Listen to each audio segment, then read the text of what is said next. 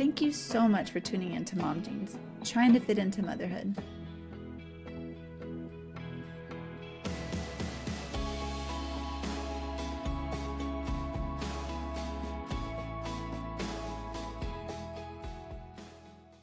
Welcome back to Mom Jeans, the podcast. We are your hosts. I am Lisa, a girl mom to 2 girls.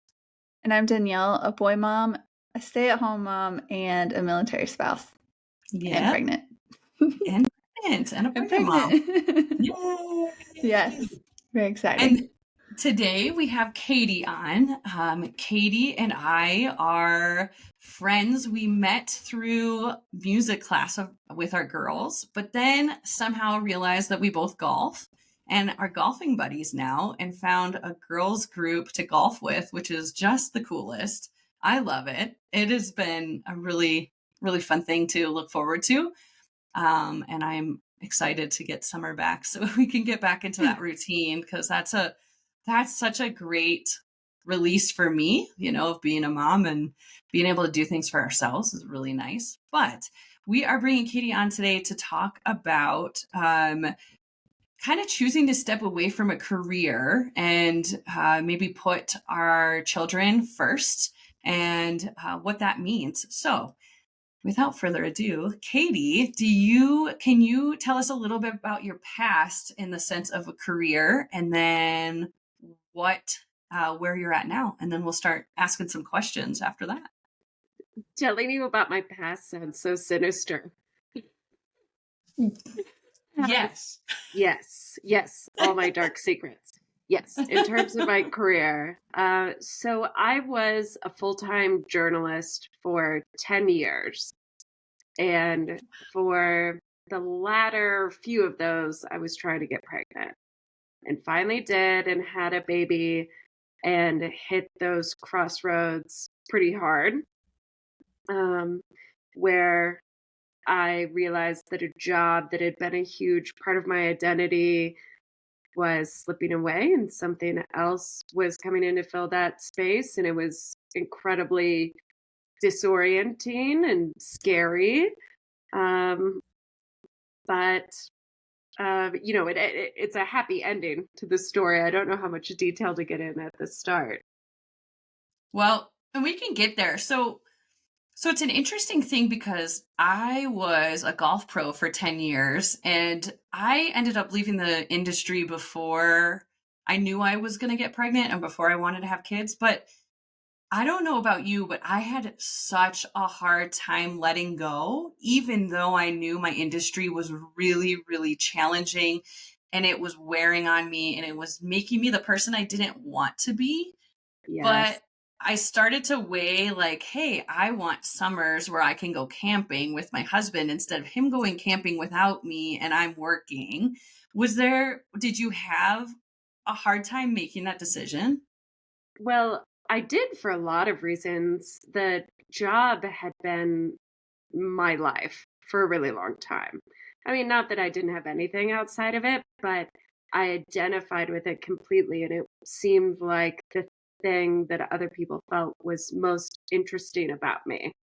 And they always had questions about it. And I worked for Time Magazine, and I got to do a ton of cool stuff, and I had cover stories, and I was sort of in the mix.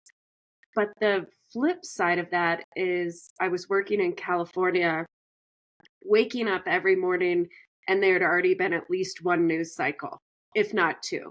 So I was waking up feeling behind before I had kids, just trying to catch up, and then scrambling to work. And even when you get a great story out, the second that you press publish and that story is done and all your weeks of toil are out in the world, the editor turns to you and says, "What's next?"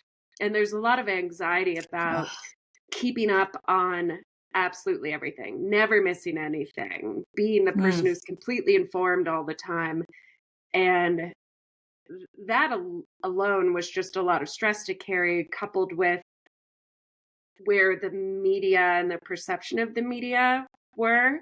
This was coming up to 2020 and starting really with Sarah Palin, I would say. There was a lot of lamestream media. action, and the online world had gotten, just seemed more and more hostile and rewarding to outrage, and being in the mix was more exhausting. And I don't think I realized how sort of burnt out I was by that dynamic until I had, the lightning strike and have a child and have this chance to really reassess. And I had 4 months of maternity leave. I was very lucky, and for an American, I should say. I was just going to And say, yeah, right. asterisk. Yes, for an American. And I went back to work, and, I was typically working like 60-hour weeks, Wow. commuting, pumping in a very sad closet, bringing my milk home. And part of that, I started within the first week or two to have this realization that I was only going to see this baby at night and on the weekends. And then we got into a childcare situation, and I got sent a photo of my baby in a swing for the first time in her life, and I wasn't there. And that for me Mhm. was kind of a crystallizing moment where I was weighing, I loved my job. I loved a lot of things about it, but weighing what I was getting out of it at that point, 10 years in, and what I was potentially going to miss for year 11, for year 12. Um, and my husband and I started to have conversations about what other ways our life could look. That's that's I always find that interesting because I remember talking to my husband as well, to Brandon, and being like, I think I want to leave, but it's a really scary move because that was my identity. Like it literally was like that I knew was like, oh, they knew I was a golf pro and how cool and what an amazing job that is, and it has to be the best. And it's like there are parts of it that I loved, but there are a lot of parts of it that really, same thing that you were talking about, like 60-hour work weeks, and a little bit different than yours because at least mine was seasonal. The winter came and then it was like, all right, I don't have to work.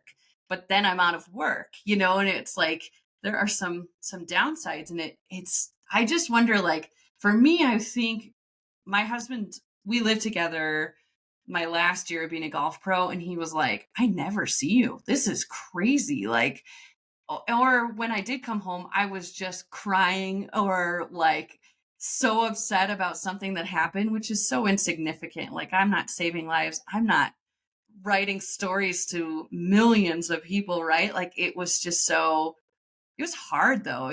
Like, I even probably for like a year to 2 years after was like afraid to tell people I wasn't a golf pro anymore because that's all I thought I was. I had the exact same experience, except I'm not sure I was as good at being a journalist as you are at golf. Oh no, you're, that's not you're, true. you're, you're amazing. I can attest. I've seen it. But I felt the same way that was what I put all my energy into. It's who I was. It was the thing, not only being a journalist, but even my publication were so intertwined with my identity. But my husband talks about it like he would just lose me. I would stare off into space, stressed Mhm. about a story, waiting for comments from an editor. Was I going to get in the paper magazine this week, or was that story going to go online? And the mental load that I was carrying was enormous. And when I stepped away, it happened to coincide with COVID, which in a way felt so freeing because everyone was changing their life and everyone was doing something Mm. really different. And so it felt like I'm just one of millions of people who are changing what I'm doing. And for a full year, I was a full-time mom. And when people would ask me what I did, it was so bizarre in the first few weeks of that to say, I am a mom, Yeah. and not identify myself as a journalist anymore. And I ended up freelancing some that first year and had one big story come out. sort of like a last hurrah, and gradually got more and more used to it. But I also had other interests. So I was picking up some freelance work. Mm-hmm. And but then it takes a while in a new industry to identify as that too. So I had a real identity, like, who am I? What am I, for years after I decided to step away. That's interesting. So had you seen like other people like cuz you were working in an office. You weren't working from home, right? Is what you said. Yeah. So what was it like? Like did like I don't know that industry very well, the industry, but was it like did you have other friends that were in the industry, and when did you tell them like, "Hey, I'm leaving," and did anybody say anything, or because it was COVID it was a little bit different? I think because it was COVID, everything was so shaken up that, no one was really batting an eye at anything at that point. And I actually had a funny experience where I made this big decision and I had my meeting with HR and I said, I'm leaving, I'm going to quit on this day. And we were getting ready to sell our house. We were living in the Bay Area at the time. And they had taken photographs of the house and it was going to go live the next day. And that is when the shelter in place orders came down. So the house couldn't be listed. And we were in California, which was very strict. So you couldn't go into other people's homes. You couldn't look at homes. Like, selling a home became impossible overnight. And I had to go back to HR and basically say, so never mind. Like, could I stay on for a while? Because we still had a mortgage payment to make. And they were wonderful. They were very gracious and said, sure. And we had, for some period of months, while we were still trying to move, worked out a schedule where I used the paid time off that I had accrued. I took off Monday. We had a grandma who traveled up to be with us Tuesday, Wednesday, Thursday. My husband took off Friday with his PTO. And we were in this, bubble pattern for a while before I quit. So the transition was all kind of messy and bizarre in that way. It wasn't like I'm going into a normal office one day and then I'm not anymore. But there was still a kind of seismic moment of the email is shut off, the benefits are gone, the byline is gone. Like, now you are just you in the world. And one of the most wonderful things about it is realizing that I was very mistaken about how much of my identity was that job.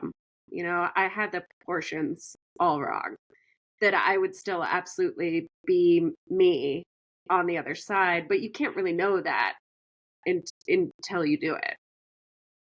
That's such a great point, really, because like I've talked to other people in my industry and been like, they're like, oh man, I want to get out. Like, I'm so envious you got out. And I was in a very lucky position because Brandon financially could take care of us, where I had time to figure it out. And I picked up a part-time job immediately just to kind of figure out what it was I was going to do. And I know a lot of people aren't as lucky as I am in that situation, but it was such an interesting thing. And most of them come back to, I don't know who I would be or what I would do. And I'm like, oh, I know, but aren't you so like run down by the hours, and it's so hard to not see your kids and all of that? And they're like, yeah, but what would I do? What would I do? And I'm like, I feel you. That's so hard. I mean, I'm in such a lucky position that I was able to Yeah. do that. I Well, felt and that you, way too. When I quit my job, I was a teacher for 10 years, and same thing. It's like how before even I had my son, I would think like, if I wasn't teaching, what else would I do? How can I, like, my degree, how can I use that elsewhere in another career if I wanted to do so? So it's just like, I don't know. When you go to college for that and that's what you've been doing for the last 10 years of your life, it's tough. But with that, the cool part is the opportunity, though, of you give up this thing and you have nothing, but that also means you can try anything. And I too, because we moved to a place with a lower cost of living, which was a big part of this plan, we could live on my husband's salary. He was working remotely, and I was able to freelance and get into a totally new industry and start doing that, and realized like that the skill set I had actually was applicable in another context, and how exciting that like there wasn't only one way to use a English literature degree, which of course my parents gave me a hard time about as being very impractical when I got it. Um, and it ended up being really thrilling on the other side, even though, I had a lot of anxiety, especially when you see statistics about the difficulties of women re-entering the workforce, right? Oh, you're trying to get hired as a 50-year-old woman, right? And the obstacles you face and the pay cuts you have to take and the title demotions that you have to deal with and the competition. I was looking at all of that before I quit and thought, like, am I just harpooning myself? Have I been sort of working up through these ranks and now I'm just going to dive off into nothing? Um, but there's a lot out there, turns out. Isn't that crazy? Like, especially when you get out of college, because you were in college, like Danielle was just saying, you were in college for something, and you're like, I'm gonna work as hard as I can to do the best I can. And while I was in the thick of my career of like, that was my whole life. I was like, I started to question, like, will I ever get married? Will I ever have a normal life? Will I ever be able to travel because of how intense the industry was? And I didn't know that there was anything else on the outside of it, right? Or even if there was, even if I did happen to get married and have a kid, I didn't think about the logistics of what it would take to have a kid, but also trying to work 60 to 65-hour work weeks. Like, there's no way I could have been a golf pro the way I was and have a kid. Like, it just wouldn't, I wouldn't have been the mom I want to be, to say it that way. I'm sure I could have done it. It just wouldn't be the mom I wanted to be, like you said. So it's very interesting. Yeah. Danielle, go ahead. Sorry. No, go ahead. Oh, I was going to say, like, I could have done it too. And I have a bunch of colleagues who've continued to work full time and have kids, and they're amazing. And I don't know what their exact approach to work life balance is, but they're doing it and thriving, doing all of those things. But for me personally, I think where I was at burnout wise with the one job and having this new career as a mom open up in front of me, and then the other opportunities that came with that, was just a kind of a chance I had to take. That's pretty amazing. How did you end up finding your way to the freelance work that you started to do? Like, did you know somebody who did it? I did. I had written about language a lot. It was a real passion of mine. For some years, I did a column on language every week. And that could be like back when Russia invaded Crimea. I did a piece about why it's Ukraine and not the Ukraine, and the politics of a definite article and how people feel about that. Like in that example, that the Ukraine makes it sound like something you can own, right? Something small, not like a country. Or I would write about, news slang words and how the phrase hot mess has a 150-year history that you didn't know about. And where did this come from when Amy Schumer's movie was coming out? And I just love this stuff. And one of the things I ended up writing about were these specialty firms that name things. Like tons of stuff that you've heard of. I'd written about these firms that specialize in naming often new products and companies. Things like the Swiffer or cars or items on a McDonald's menu. A lot of big corporations come to them, but also small businesses. and I always really wanted to do it. I thought it would be the best gig on earth. As I was winding down in my journalist job, I reached out to one of the partners at one of these firms and I asked if we could have lunch. And I said, I know I've used you as a source in stories to talk about names, but basically I'd like to audition for you. Like, I want to do it. Um, and I asked to audition for them, and they let me. And over the period during COVID, that went from one little sample gig to regular work. And it's what I do now. So it was one of That's those, like, use your network, ask someone out to lunch, and the door like cracked open and then opened gradually further. that's amazing. That's awesome. So do you pick up work when you want to? Like how does it work in the sense of like being able to balance the work life that you'd like to do? Well, I work regularly with one firm, and they Okay. have enough work for me to do every week if I want. Oh, But I can say yes or no. And oh, if one of my kids gets sick, I just say no, and I don't work that week. And if everything's going great, then I could do a project for them. It's really flexible. It's great.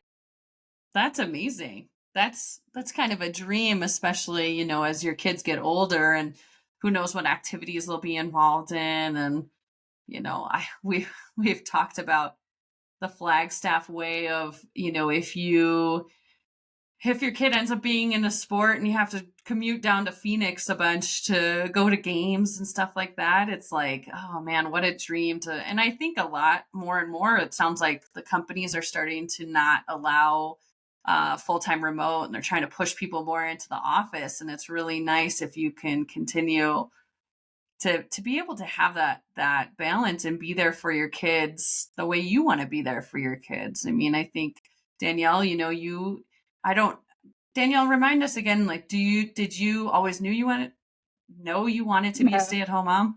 no. We should talk about that story sometime though. But Yeah. yeah, I was planning on going back. I had to pay to get out of my teaching contract. I had to pay like $3,000. I had to pay them Yeah. to get out of my contract. It was ridiculous. Yeah. So I decided last minute that I was getting more anxious and anxious, like the closer it got. I was lucky that I had my 3 months maternity leave and then 3 months over the summer because teachers, we don't get summer. We just don't get paid over the summer. Right. So like I had like 6 months off and decided not to go back. And as soon as I, talked to my supervisor or my principal, like just a relief off my shoulder was like amazing. There was a couple reasons I didn't want to go back, but one of the main reasons is I knew that I wouldn't be able to give my job 100%, my husband 100%, my child 100%, and even myself. So it's like I had to give up something to be able to know that, I don't know, like, because I want to be there for my son, and I still want to be a good wife, and I also still want to take care of myself. So I just knew like somewhere was going to get like not my full attention, and it most likely was going to be my job and my students, and they don't deserve that. So they deserve someone that's going to be like fully tentative and like there, and not me counting down the hours when I get to go pick up my son from daycare. So, but that was one of the main reasons, anyways. It's such a crazy thing. So I was reading some stats the other day, and I know you guys have heard this story a million times because I talk about it a lot, but like all the other countries and what it is that they get for leave and get to, like, it's mandatory for certain countries that your employer has to keep in mind you being a good parent, and they are very strictly watch the employer if you are not giving your employees the capability to be flexible for your kids. And I'm like, can you even imagine that? Like, can you imagine, it's like Brandon has a great job. It's awesome. And he is fairly flexible in his job. But at the same time, he'll turn to me and be like, I have to work. Right. And I'm like, it's really difficult because it's like, I have two part-time jobs, and it's like, as much as I'm supposed to be the one who's flexible and be able to do stuff, it is nice every once in a while for him to be able to stay home with the kids if they're sick.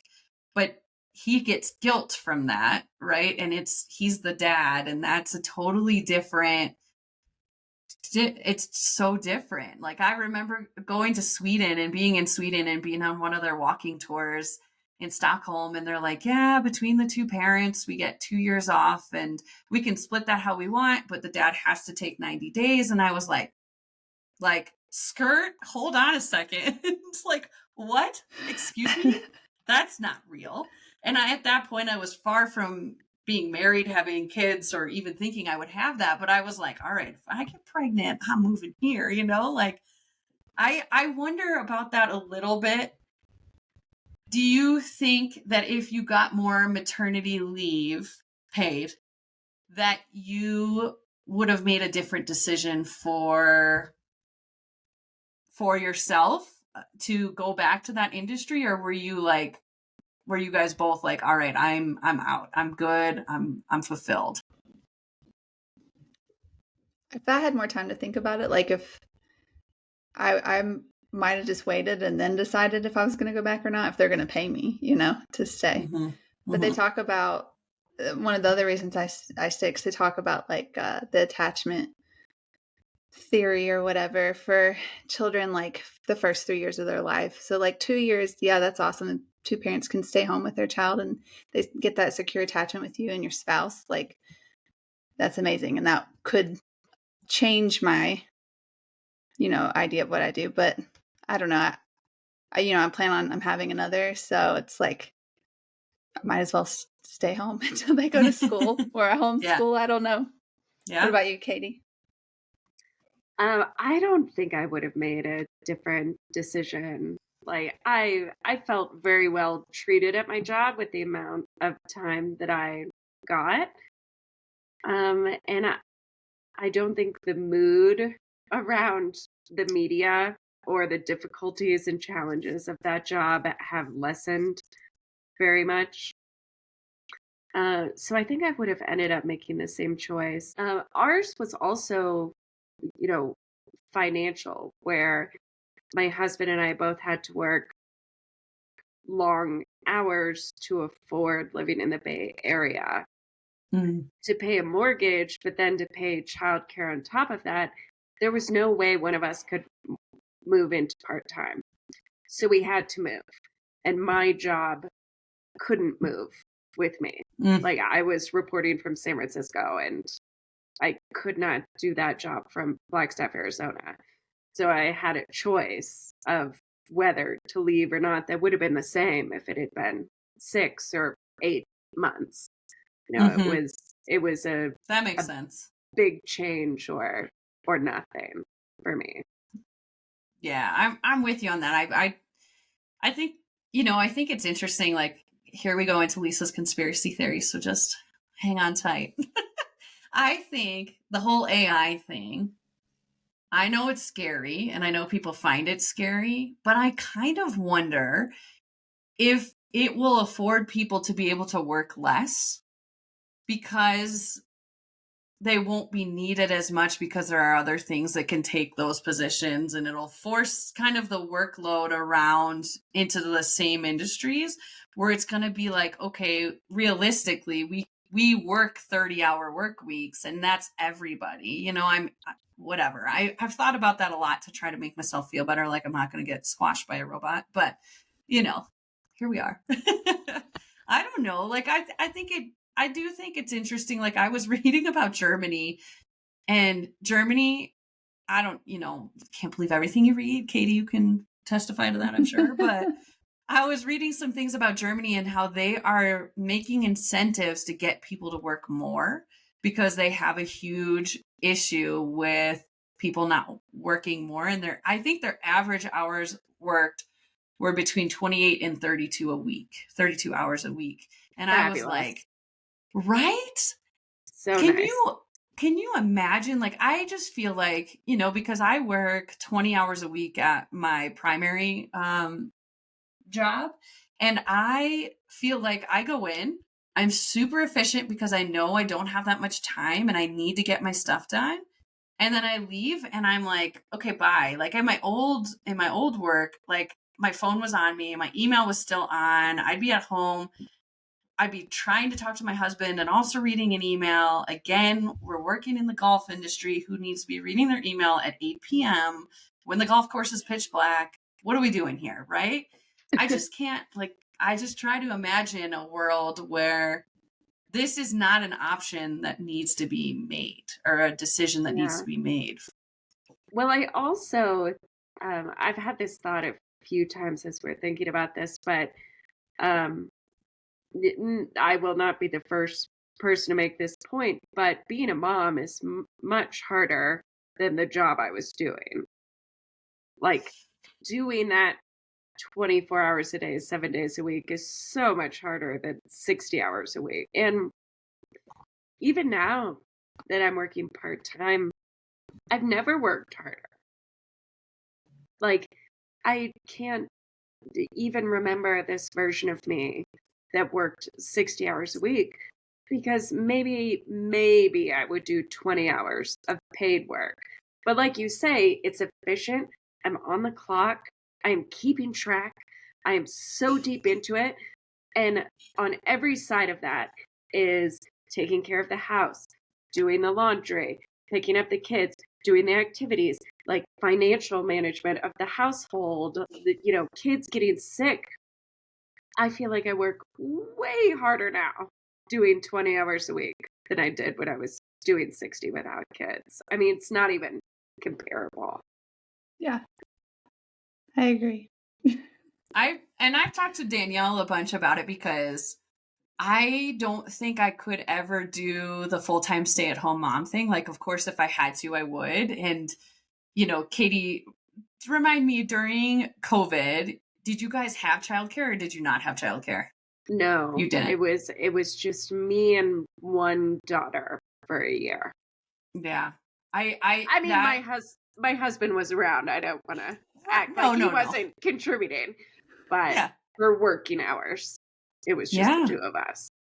That's amazing to me. It's like, especially Danielle, where you live, she lives on base and they have stuff, but like even here, like even when it's like a Saturday and it's a snowy day, I'm like, what do I do with my kids? I can't stay in the house the whole day. Okay, we're gonna go walk the aisles at Target and you guys are gonna play with every toy I will not buy you, because like how do you plan every single day? And then it's not like, and yes, your husbands are home on weekends and they're not working, but it's still like, I'm with you guys 7 days a week. It's a lot. Danielle, you're an incredible person. Katy made it through COVID. I just like, it's like, I feel like I need my part-time job just to have sanity, like I just need to be able to get out, have adult conversations. And like, Hannah turns 3 on Saturday and we have a full on three-nager and she is so sassy and so yelling at me all the time and commands. And I'm like, okay, like she's throwing my parenting back in my face. And I'm like, gotta get better at that. All right, cool. Check. Like add it to my list to try and figure out when to find time to like sit down and figure out how I'm going to parent better. It's just a lot. You're right, Katy. It's a lot. I don't know if you all have discussed Emily Oster, the economist. Yes. So I love her. And one of the things she discussed in her book was her decision to go back to work. And she said something to the effect of,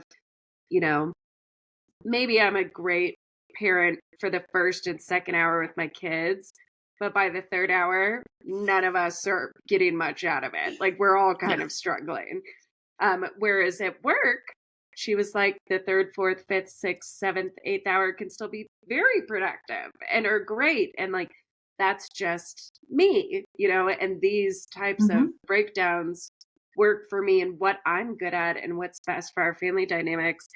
And I loved reading that, way before I had made my own decision to leave the job, just as someone sort of giving you permission to not be weighed down by guilt that you have to be there every moment or you're a selfish monster. Like all of those things come into play with this too. Yeah. Uh, Yeah, like today I was having a hard day, and there's days like today, like I question like me staying home, and so as soon as my husband came home and we had dinner, I like didn't even say I was going to a different room. I just left because he was playing with Weston, and I left and laid on the bed for like a good hour until they came up for bath time.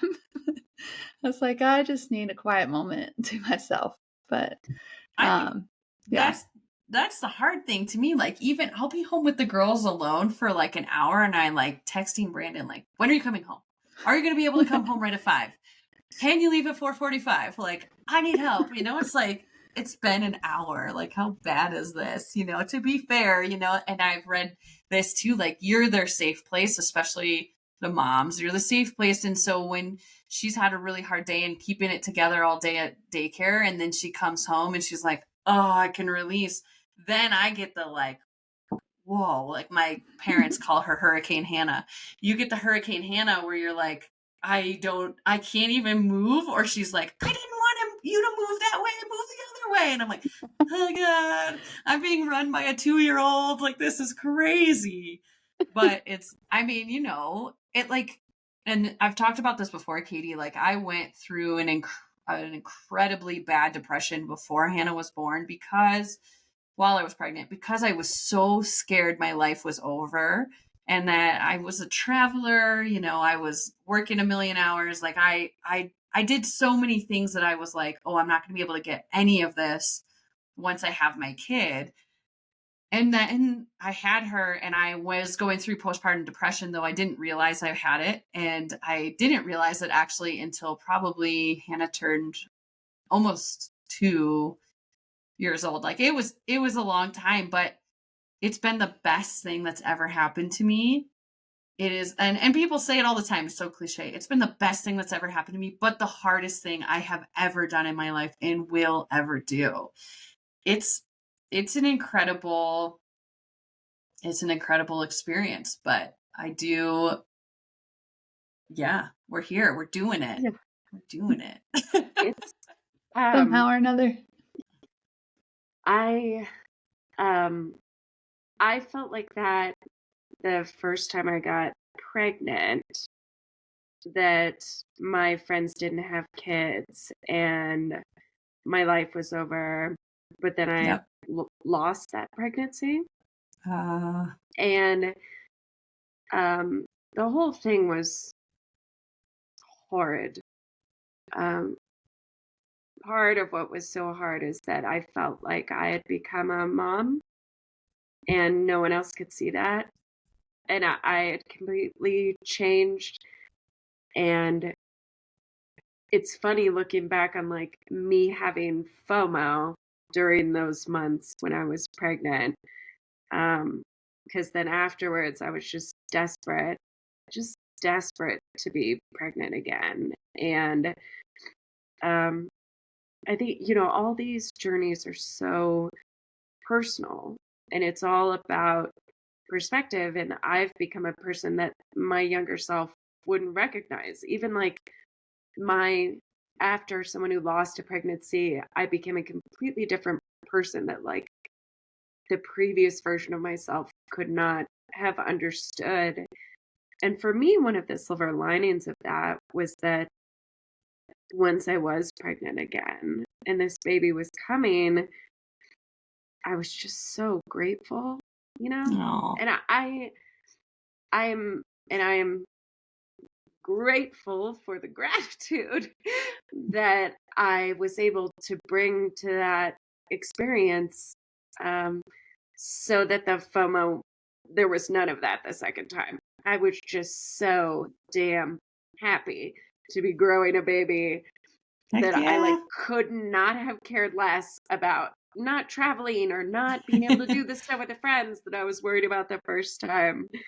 And it's something that like I carry with me still, that, but I guess I just want to say like, I do totally relate to that, but moms are faced with these impossible expectations of being everything and doing everything.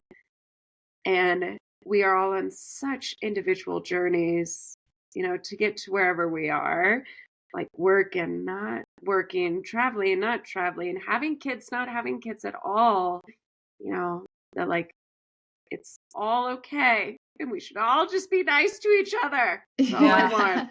Please.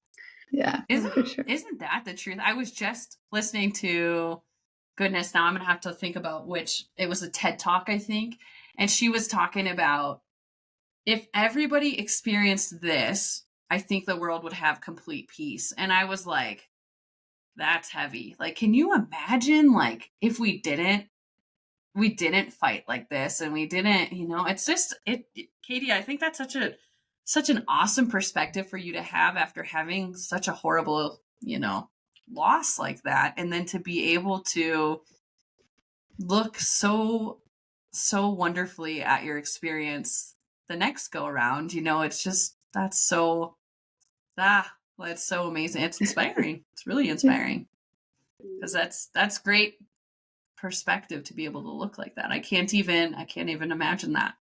Can't imagine that.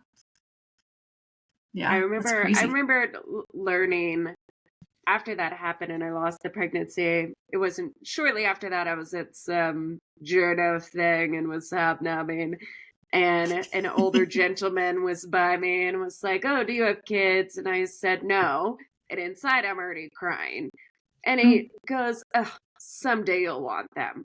Like, I had no desire, and I was just a selfish girl out in the world, and I was so mad about it. And, but I had to realize that I'm sure I had asked other people if they had kids without any thought for the emotional context they might have before that. And, you learn those things as you go along and you change. And now I try to never ask people if they're going to have a second or right, if they have kids or not, because like you might be casually opening their deepest wound, and not know it.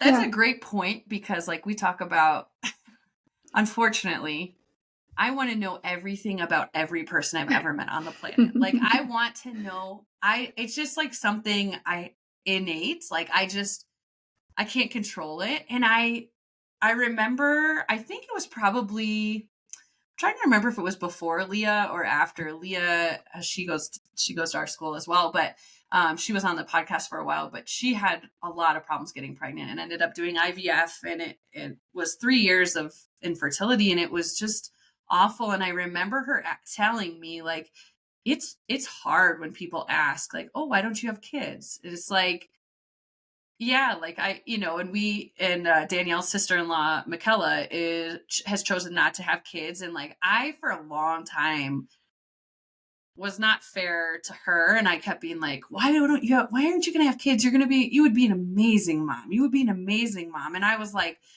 like, finally, I think something clicked in me. I was like, holy cow, just because I have an opinion doesn't mean it should be everybody else's opinion. And I am a very opinionated person. I need to work on that.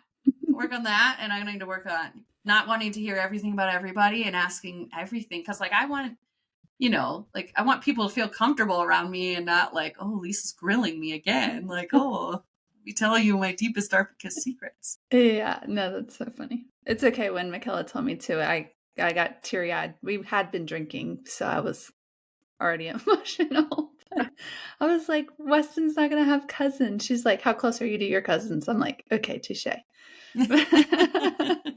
But yeah, same thing. Like, I had a pregnancy loss before this one, and people, or one of Ryan's friends or coworkers, he was like, y'all going to have another? And Ryan's like, yeah, like we want more. And then he's like, well, don't wait too long, because you don't want him to be too far away from your son. And we had just like, it'd been like not even a month, and it just like killed me inside. I was like, it's not from the lack of trying. And like, we've also had to do some infertility stuff, not IVF, but like to help us get pregnant, and same with our son. So it's just like, it's a process. And I was thinking about it today. I was like, after this one, either it's just going to come naturally if we have another one or not. Like, I don't want to have to go through, because it's hard, like just going through, like, I don't know, Yeah. medical cycles and stuff. It's just too much.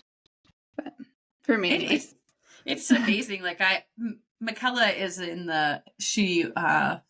is in sort of the medical field, but she's like, you guys don't understand how incredible it is that people can have babies. Like, your bodies are incredible that they can do that. And I'm like, yeah, whatever. And then I like started to really think about it, and I was like, I mean, she's really right. Like, that it is incredible our bodies find ways to do this.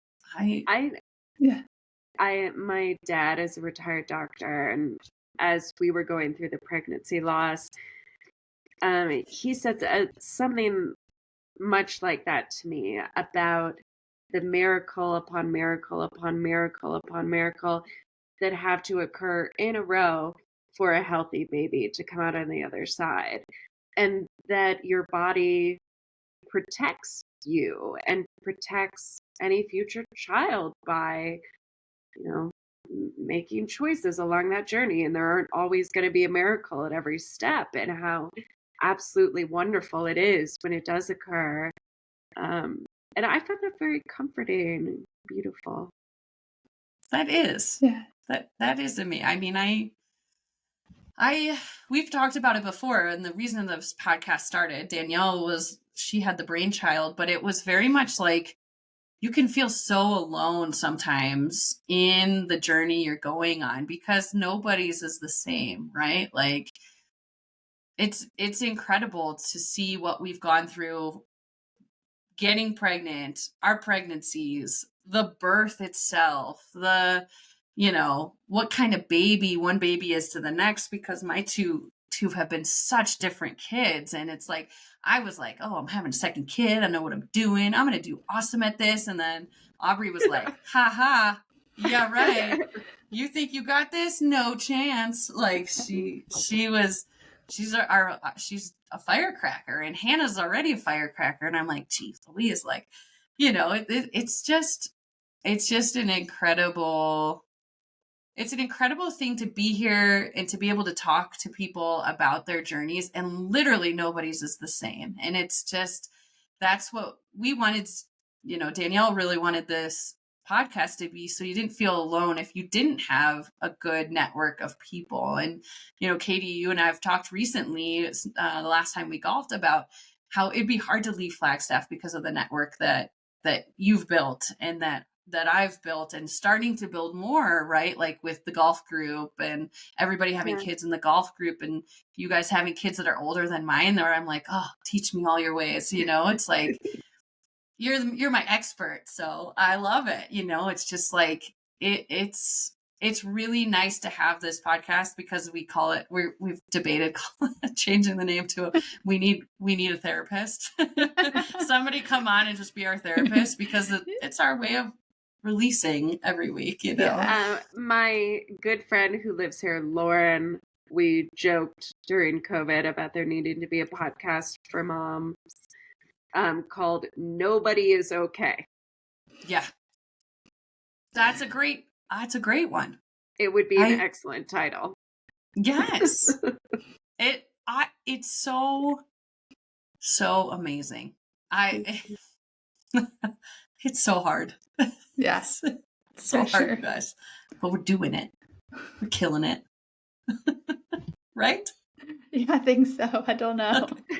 There's days I'm struggling, but yeah, that's why I wanted this community, was just to be able to talk about our struggles and how normal it is. Because like today, I felt like a terrible mom just because I was just, that, and I'm having really bad pregnancy fatigue. So it's just like, I feel a little on edge and trying to be a good mom, but then the whining is getting to me because my son's like almost 2. And so like the whining and the tantrums are starting.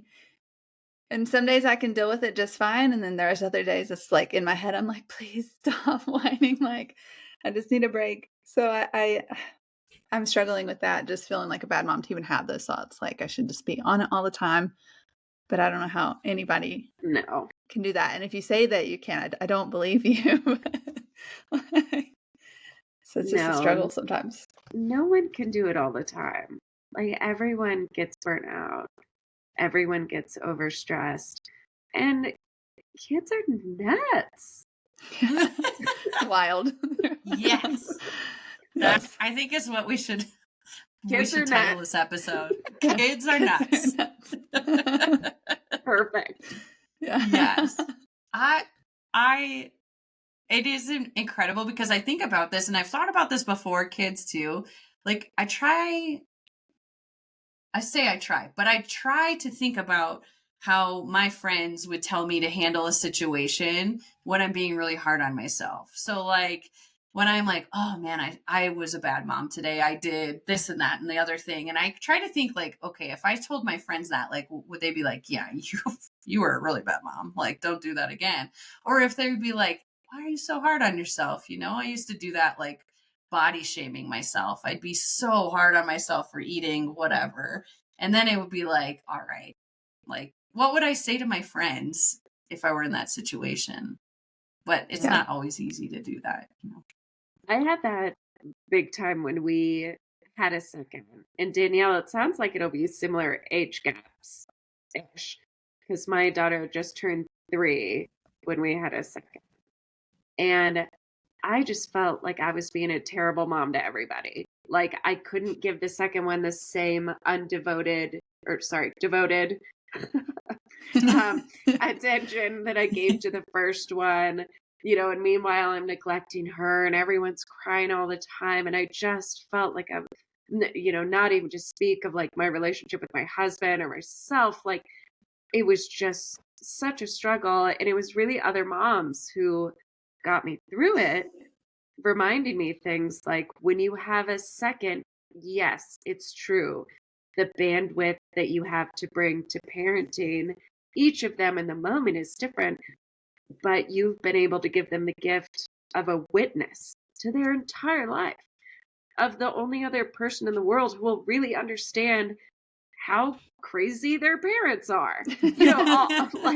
Yes. All of these things that are beautiful and have longevity that could be 100 years. So like, yes, maybe the experience is different, but like overall, you can certainly make an argument that like you're giving them something more, even if it feels like less today. Yeah. And it's like that absolutely carried me through like the difficult moments, these perspectives that I got from other moms. I love that. That's a great perspective too. Like Yeah. it's so funny because like somebody made a comment to me one time, and I think it was because they only had one kid, and it was like very a little bit bitter, I would say, about not having a second kid. And they were like, it's the wrong reason to have kids. You don't even know if they'll like each other or they'll talk to each other in the end. And I said, I really hope that I can help be a foundation for them to have that relationship, right? Like my brother and I are so tight. Like we talk daily, multiple times a day. I'm so lucky growing up. Not the case. Like we fought a lot. And it's so funny now to see Aubrey's 1 and Hannah's almost 3. And like Hannah is rough on Aubrey. And Aubrey doesn't know any other way. So then she just wails on her back as a 1-year-old. She's like grabbing her hair and cat fighting. And I'm like, oh my gosh, but I think that's going to teach them a lot of things down the road. And I hope they have each other and enjoy that. And Katy, you're right. Like I've gotten to the point now where like they'll play with each other a little bit or entertain each other while I can make dinner. Whereas like before it was like Hannah only had me and it was like hanging on me and pick me up. And I'm like, I can't do anything. It's so nice to have them like, eventually to be able to entertain each other and to really love each other and help each other through some hard things. Because, like when I was a kid, telling my parents things was not the easiest in certain situations, but my brother was always there and he would never tell my parents. And it was so wonderful. I'm so lucky that I had that. So I think that's a great way to look at that. Because I know a lot of people were like, I was in mourning at the end of my second pregnancy, thinking about my first not getting all the attention and love that I can give them because there's going to be another one to share with. And I luckily I think I talked to enough people who had multiple kids that were like, oh, your heart just grows, right? It's not like you're taking less away or more away from your first. You're just expanding that love. And I was like, I was lucky. I think I listened to that well enough that I was like, all right. And then when Aubrey was born, I was like, oh man, they're so right. Like, it's just, I can't be there for Aubrey in every single situation, or Hannah, both of them, in every situation that I want to be, but it's teaching them something, right? Mhm. Like, it's teaching them patience. It's teaching them understanding that you may not get everything you want immediately. And I like that. Yeah, that's a good point. Because I feel Yeah. the same too. People have been telling me the same, but it's just like it feels different. Like I'm like, how am I going to give him all like the attention that he has now? And I don't know, share. But I'm sure it's just going to happen. It's just how it's meant to be. But Yeah. I think that's kind of normal to have those thoughts. Yeah, definitely. But Yeah. Well, yeah, it's also a real struggle, and it takes a long time to change that dynamic. A good friend of mine said the best metaphor for having the second kid and how your first kid feels about it is, what if your spouse came home one day and said, here's my second wife. You will now be sharing me with them. And in every moment, at every meal, and at bedtime. that just it makes me feel worse. No, but it's just to give you empathy with like how hard the transition is for the first kid. Yeah, But eventually they will come around and see the benefits. Like I'm in that period now. My younger one is 2, and they're starting to play together, and it's beautiful and fruitful and productive and gorgeous. And I'm seeing flickers of just how gorgeous it can be down the road. But it is for a long time like the second wife scenario. And like you just have Mhm. to hold space for everybody's feelings about that because it's a big change. Like it is really different. And like it's okay that it's hard, and it's okay if there's a lot of crying in certain situations as things change for a while, because there is something beautiful that is forged in fire, on the other side of that. yeah. It's That makes sense. it's an interesting question. So my mom is one of 4, and I always loved, like, we were super tight with our cousins, and our Christmases were like a shit show because there were a million people and everybody's talking, and I loved it. I loved the chaos of it. So growing up, I was like, I'm gonna have 4 kids. I'm gonna do it. I'm gonna do it. And then I like had Aubrey, and I was like, go get your vasectomy right now, Brandon. Right now, right now. And I was like, how do people do this? How do people do that? It is incredible to me, and I'm not dogging on people that have a lot of kids. I'm saying, holy moly, how do you do it? Hats off to you. Yeah. Yes. I thought you were showing me your gray hair. No. I've gained gray I hair. have some. Don't I'm worry. gaining gray hair. I can't see your hair. I'm not saying No. you have gray hair. I just am like, I'm getting gray hair from 2 kids, and I'm 38 years old, and I'm like, if I had 4 kids, can I imagine?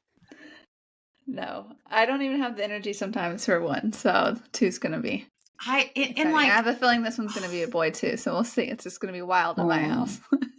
I it's interesting to me too, like, whole nother topic, and we can cut this off here soon because I could keep going forever. But can you imagine having kids at 18? No. However, I think about that sometimes and I'm like, man, I'd be a young parent and they'd be out the door when I'm like 50. I can retire and like live my life. Now I'm gonna be a grandma age when my kids leave, probably. Yeah. Yeah, there's certainly upsides. I have a good friend who was the first in our friend group to have a kid, and it was not planned, and was maybe when, early 20s. Wow. And I think they mostly did it alone. I feel guilty. I'm not sure how much I even checked in on them. And I know it was really hard for a long time, but they have like a teenager now, and I have a 2-year-old, and they are Yeah. looking like just 2 of them, an empty nest in a few years. It's incredible. And I'll be 100 at their college graduation. Yeah, I love that too. My 2 best friends, they were 21 when they had theirs, and I'm like, man, you're missing out on this college experience and like drinking and look at. No, I wasn't saying that, but of course I was thinking that because we were young and like. But now I'm like, yeah, like you said, they're 10, so 8 more years, and she's, he's off to college. I think both ways, right? Like a certain part of me is like, man, I had an amazing 20s. Like my 20s were amazing, and then my up till I think it was 35 when Hannah was born, and I'm like, I had an awesome time. I still have an awesome time, but you know what I mean? Like, and I think about that, but I didn't have the money to kind of do all the stuff I wanted to. And I guess if your kids get out of the house earlier, you have the money to go do the things, but my body is already not working the way I want it to work. I can't imagine waiting until I'm like 50, 60 to be able to go do all the things I did when I was in my 20s and 30s. Yeah, that's why you do it now. You just make it work. If you want to go do those things. Yeah, because then if you wait till you get old, then like you said, you're just going to be too old to do it. I don't know. I know this is bad to say. This is like, don't lock me up. But there were times where I was like, listen, Hannah is sleeping in the crib as a baby. Would anybody actually know if we like just ran out to dinner really quick? Or if we like just ran to the grocery store without her? Like, would anybody actually? Yeah, they would probably see us and be like, where's your kid? And I'd have to come up with like, we got a babysitter to go to the grocery store. Totally. It's crazy. But at least she was sleeping. That part sounds awesome. Yeah. She doesn't sleep anymore. It's the worst. I keep saying like, maybe by the time she's 10, I'll be able to sleep. This will be great. Or we'll get it like conquered and then Aubrey will stop sleeping. It's like, you know how that goes. It's crazy. I know. Well, anyway, any closing thoughts, Katy? Come back sometime and talk about other things because this was great. Well, just thank you for creating this and caring about solidarity among moms. I had no idea how important that would be for me until I became a mom. And there are a lot of ways that, however supportive, your hetero partner, in my case, they just don't quite get all the things the way that other moms do. And the more spaces we have to connect and be honest about the hard parts and the good parts, I think the better for all of us. So bravo to both of you. Yes. And congratulations to Danielle. Yay, thank you. Yes. That was beautifully said. I'm excited. Yes. And that wraps up another episode of Mom Jeans, trying to fit into motherhood. Thank you again so much for listening to us. And if you enjoyed this podcast, please consider giving us 5 stars so other mothers out there like you can find us and listen. If you would like, you could follow us on any of our socials at Mom Jeans the podcast. If you have questions, would like to send us your birth story, or give us suggestions or things that you would like to hear, please email us at hello@momjeansthepodcast.com. See you next week.